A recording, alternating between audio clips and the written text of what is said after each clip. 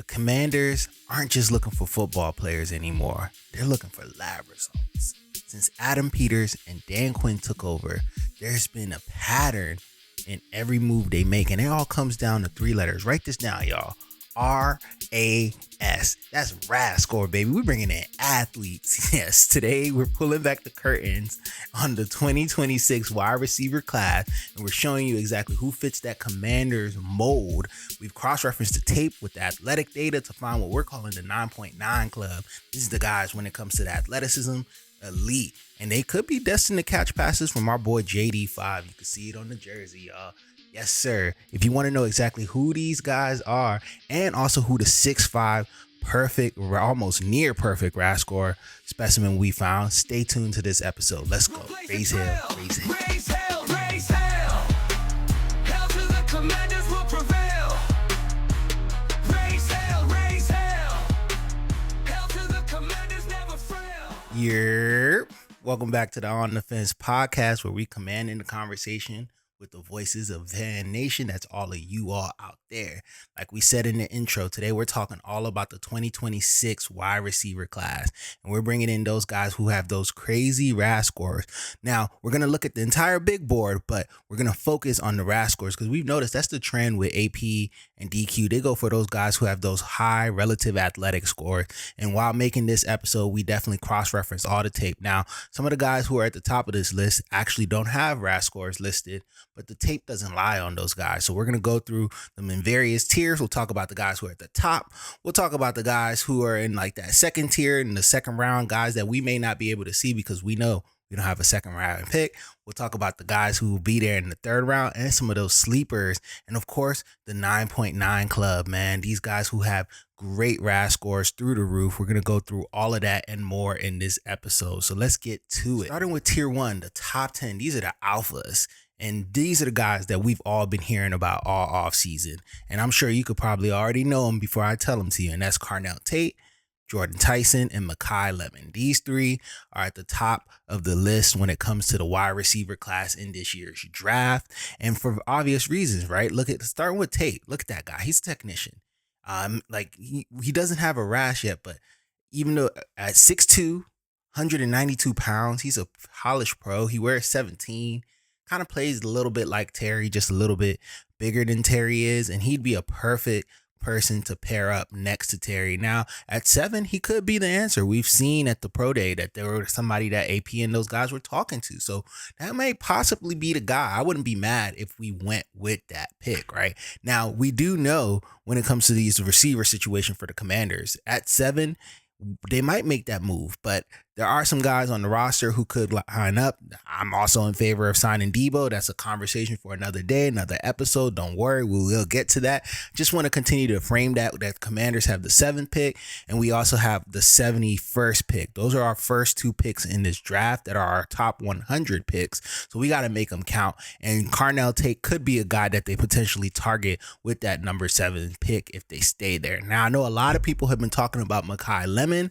I'm going to be honest with you. I love Makai Lemon's tape. He's a straight up dog. Kind of reminds me of Amon-Ra St. Brown. But at number 7, I honestly feel like that'd be a bit of an overdraft. You know, personally, I'm in the boat of maybe bringing in a defensive guy, like if Sonny Styles is there, somebody along those lines, David Bailey, Alvaro Reese, any of those guys that they fall for you, right?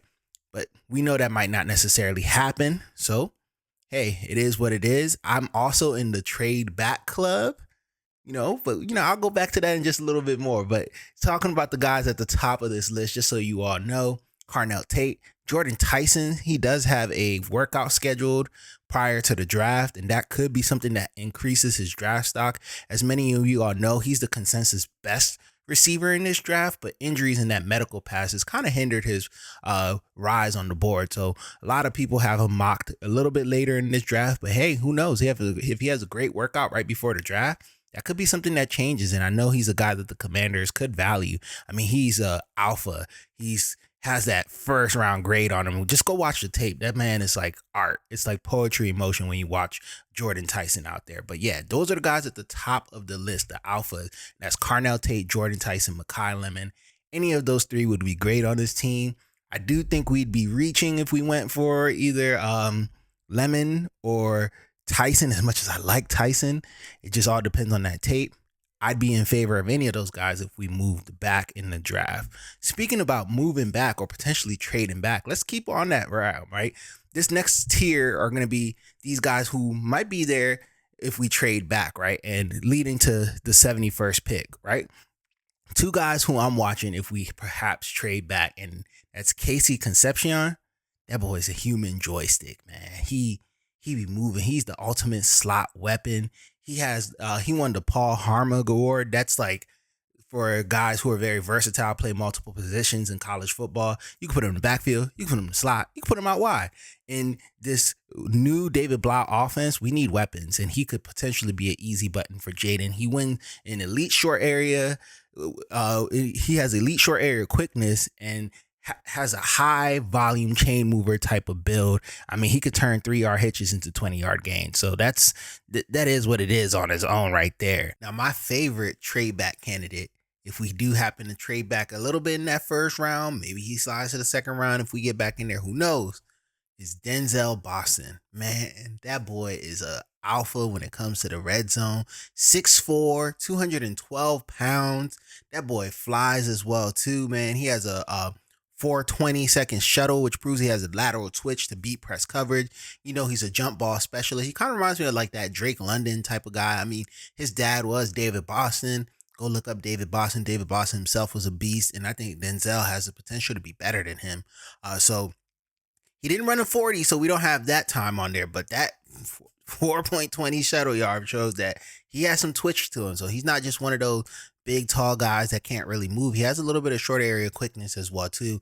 A la Drake London. He kind of reminds me of those type of guys. So I would love it if we were able to pull somebody like a Denzel Boston. What are the odds of that? I don't really know because, like we said, we don't know if they're going to trade up. We don't know if they're going to trade back up, or stay at 7. It's really all up in the air, and there's a lot of options.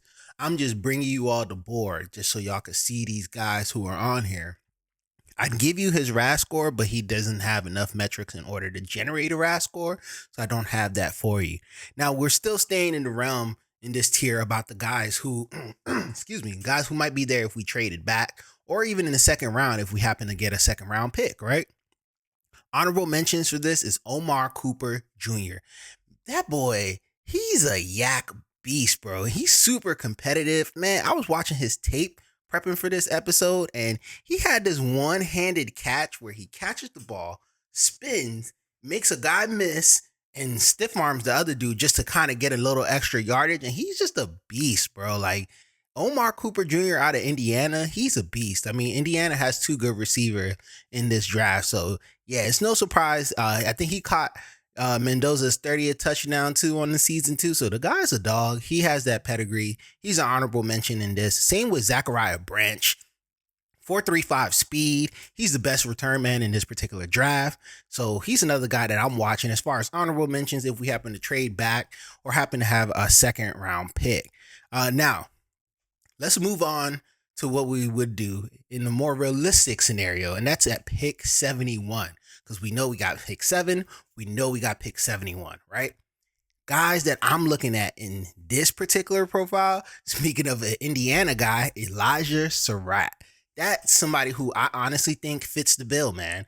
Let me just read off some of his metrics for you all so you can see Surratt for yourself. Surratt's a 6'2", 210 guy, 10-pound guy. I mean, he's projected to be like a late second, third round pick. He just dominated in the Big Ten, man. This guy is a dog. He's from Virginia. He's from Stafford. He gets after. I mean, my boy Rio Robinson talks about it all the time, how much of a dog Elijah Surratt is. And you could just go watch the tape. He's the ultimate chain mover, man. While others in this class provide flash, he's reliable. He's going to help Jayden out. He's a good safety blanket. He's there in the third down. And he's very competitive and smart, which is something that we know this coaching staff really likes on there. Another guy who could be there for us at number 71 is Deion Burks out of Oklahoma. Now, the thing about Deion Burks, I know everybody's looking for somebody a little bit bigger. We did draft Jalen Lane last year, and I think Deion Burks fits a kind of a mold of what we wanted out of Jalen Lane, but I think he might be ready to go now in that slot. He has elite acceleration. He's not just fast, he's explosive. He ran a 4.3. Come on. That's crazy. Along with a 1.4, 49, 10-yard split. That's the mark of a player who reaches top 3 in steps, man. This guy, even though he's small, he's super strong. He's bench pressing like 30 players that are 30 pounds heavier. Like his bench press was crazy. He's a vertical stressor.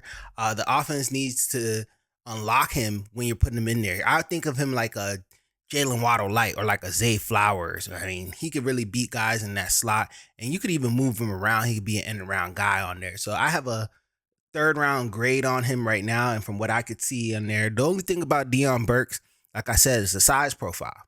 5'9", 180 pounds. He's strong. And we want to talk about that RAS score, that relative athletic score. He has a 9.09 relative athletic score. So the guy is a beast. He does fit the RAS profile that AP and those guys like, but we don't know. We don't know, man. That 71 pick, we don't know if maybe that's the spot we want to pick center at. Who knows, bro? This draft can really go any way whatsoever. And that's what's so interesting about it. I mean, even in doing my research for this episode, y'all, I went through everything. I combed through all these scenarios. And that's how I have my sleeper category, because there's just so many ways that this draft could truly fall for our Commanders, and we really just don't know yet. And that's part of the reason why I'm excited, and I hope you are all pumped. Now, speaking of being pumped, make sure you like, comment, and subscribe for more videos like this. Keep it going. We are on the road to 1,000. We're currently almost at 700, so make sure you like, comment, subscribe, hit that notification button. Shout out to anybody who's made it this far. Let me know what the vibes are right now with what you've seen in the comments. But let's keep this party going to our next section. This is our sleepers. This is where I really dove in and was looking for this, combing through everything. I wasn't just trying to find what was the consensus everywhere. I looked at that too, but I really tried to find guys who fit AP's profile. And these are the guys who I'd like to call the sleeper specimens. And they're guys who I'm projecting to be around in the mid to late rounds on there. And the first one that comes out, he's a little bit off people's radars. I'm not hearing a lot of guys talk about him, man. And that's Dejon Striblin out of Ole Miss. This boy has a 9.55 RAS score. He has 4.36 speed. He's 6'2", and he's a freak here in the mid rounds. I mean, I don't think they'd go 71 for him. Who knows? Maybe he might climb up those draft boards, but I do think he's a guy that might be waiting around for us, maybe in the 5th round, right? Or maybe if we manage to trade and get a 4th round, who knows? But I do think if he falls to the 5th round, he's a guy to watch, man. This guy really gets after it. When I watched his tape, I was super impressed. He's a willing blocker. Dare I say, almost even elite level blocker when it comes to it. He uses his frame to his advantage. He kind of reminds me of Pierre Garçon a little bit with his route running, his tenacity, and just, you know how Garçon, we posted a video of it on our Instagram. Check it out. Garçon just was like, he was just so aggressive, bro. He just really got after it. And this guy, Striblin, definitely has some of that energy on there. Now, the thing with Ole Miss, he was in Lane Kiffin system. He might be facing a little bit of that Kiffin tax because we know Kiffin does a good job of scheming guys open. But go watch the tape for yourself, and you'll see that this guy was really after it. He has size, he has speed, he's a willing blocker, he has the physicality to match that size too. So yeah, man, Striblin is my sleeper on this one. He's a guy I'm really looking for in this particular draft. There's a couple other guys who are a little bit sleeper. I think from this point on in the video, everybody here is a little bit of a sleeper, and there's going to be a couple other guys we talk about a little later in the 9.9 club, and you're going to want to stick around for that. But before we move on to the 9.9 club, let's talk about one more guy who I have in this particular tier of a sleeper specimen, and that is going to be Colby Young out of Georgia. He has a 9 RAS score. He's a 6'5" power forward type guy. He runs a 4.4, and at that size, that's kind of rare.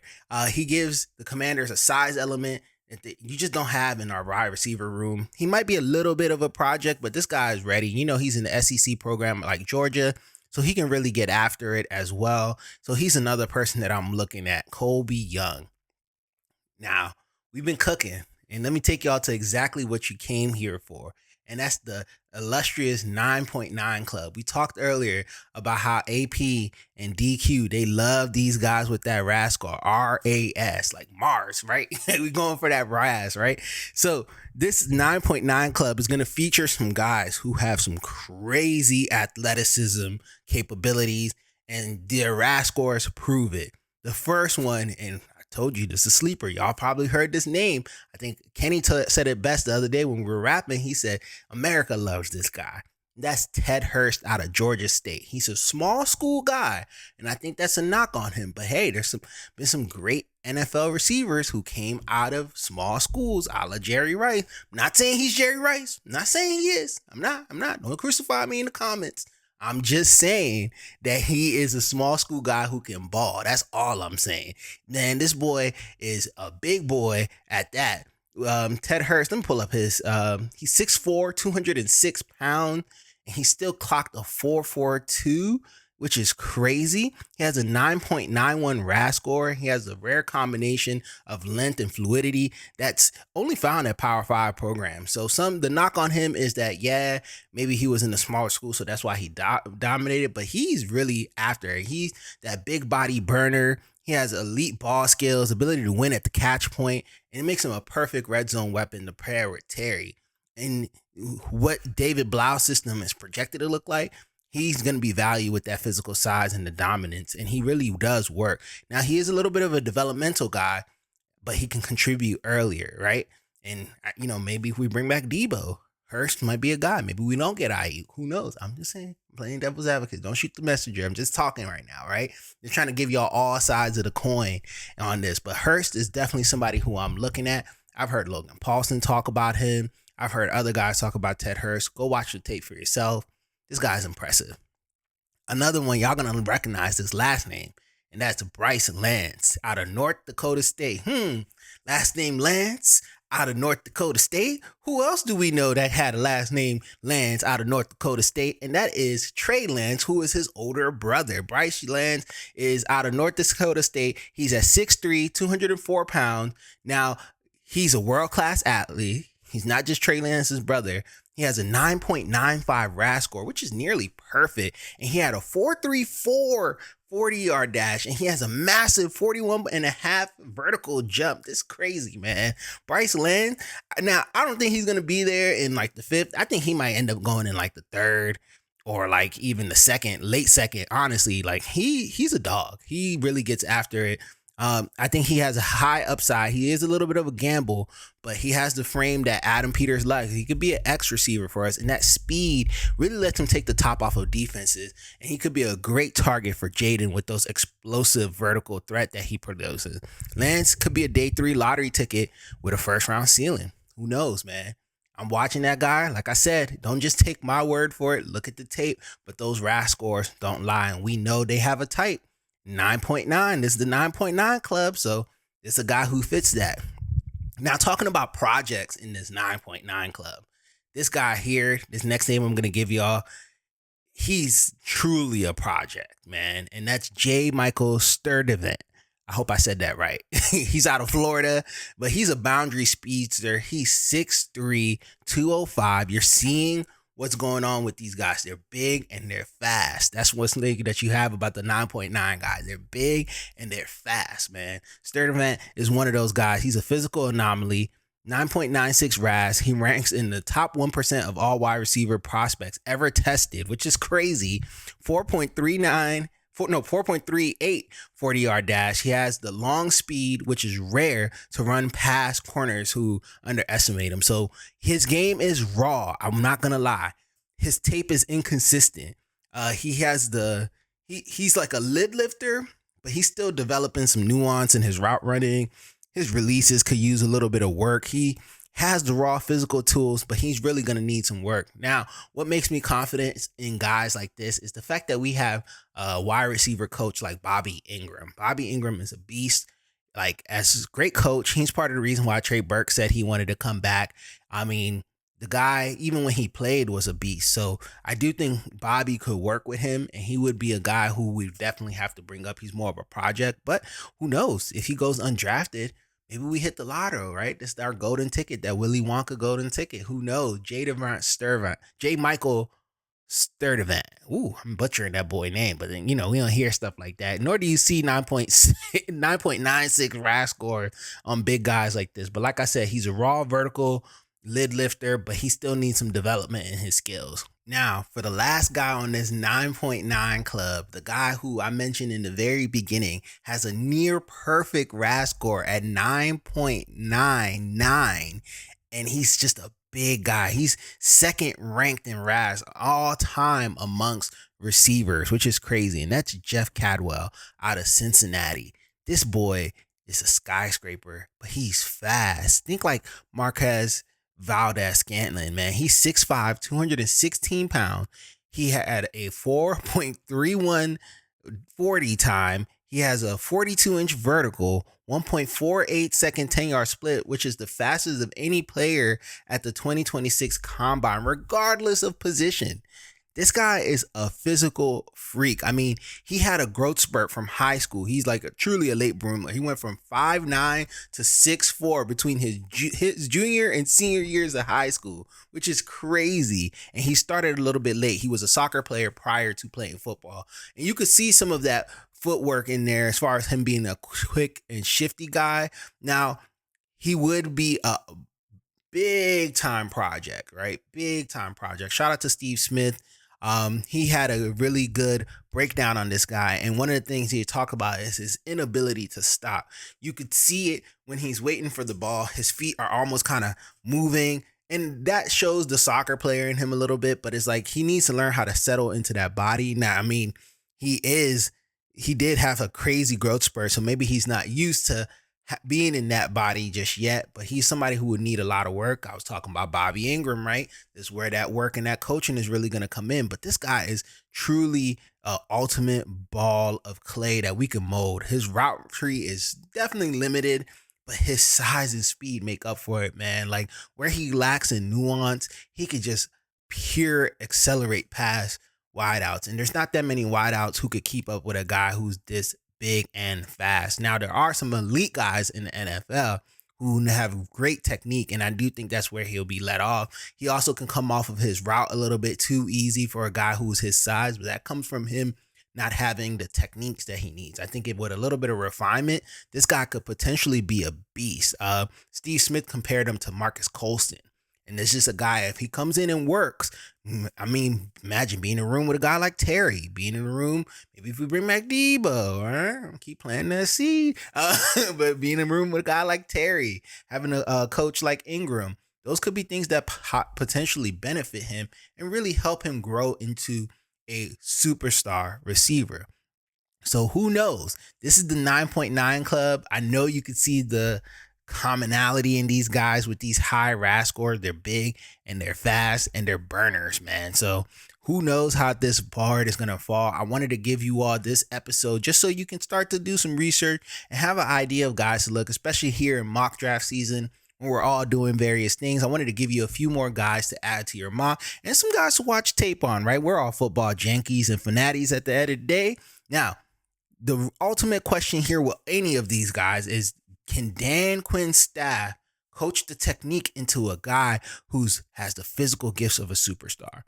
That's what we're going to really need to see and get that answer for this. So we're going to find out. Draft is it's April. It's not April yet. It's March 30th at the time I'm recording this video. So draft's right around the corner, y'all. So, hey, man, we're going to get those answers sooner rather than later. And yeah.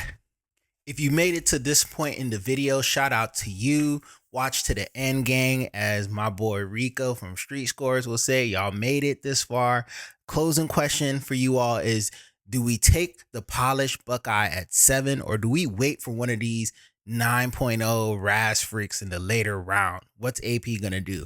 I want you to drop your answers down in the comments and continue to stick with us here at the On Defense podcast. Make sure you like, comment, and subscribe. Remember, we're on the road to 1,000.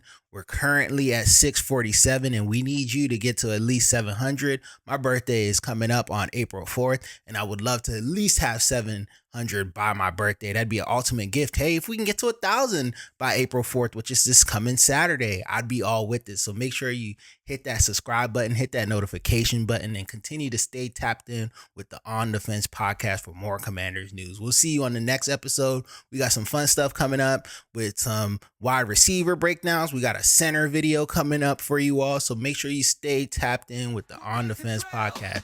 Raise hell, raise hell. commanders will prevail. Raise hell, raise hell. Hell to the commanders, never frail.